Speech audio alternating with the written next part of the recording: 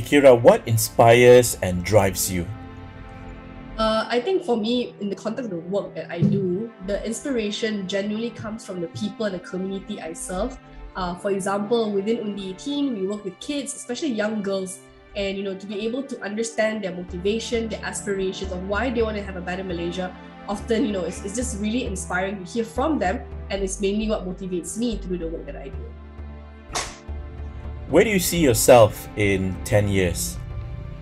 I think in line with a very millennial kind of spirit, I don't really have a very set idea of what I want to be in 10 years time, but I do know, and I do hope that my interest in community work, political advocacy will remain consistent. So even if it's not in the work that I do today, I do see myself venturing longer and more and consistently within political advocacy, focusing on empowering young women, especially in political participation and voter enfranchisement. So even though I don't have a very fixed idea of what I want to be or what I want to do, I know for sure that this is definitely a field I want to continue to work in.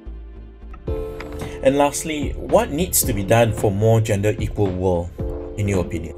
Yeah, I think a more gender equal world requires true institutional reform that takes into account diversity as a focus area. I think when it comes to prioritizing or platforming women, marginalized communities, oftentimes we only think of how it looks like on the surface, right? Do we have enough women? Do we have enough a gender balance panel, for example? But the core of the matter is that we need to dive deeper and think about how are women platformed? What are the kind of considerations we take when we want to talk about women representation or diversity matters? And within that context, we can look into what needs to change. For example, is it training?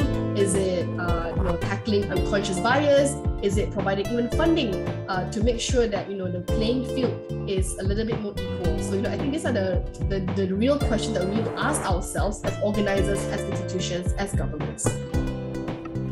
And last but not least, actually, I wanted to throw in one extra question is that what is your wish for this year's International Women's Day in Malaysia?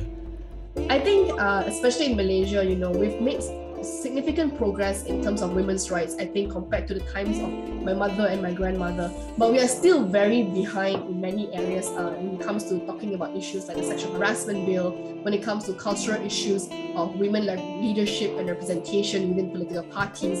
So I hope that this International Women's Day, together with many other young women out there, we can really bring forward these issues to the core of the discussion and to many mainstream discourse, so that issues of women are not just confined to Women's Day or Women's Month, but issues of women, diversity, representation are constantly in the minds of all of us as participants, as organizers, so we can demand better accountability from the groups and institutions around us.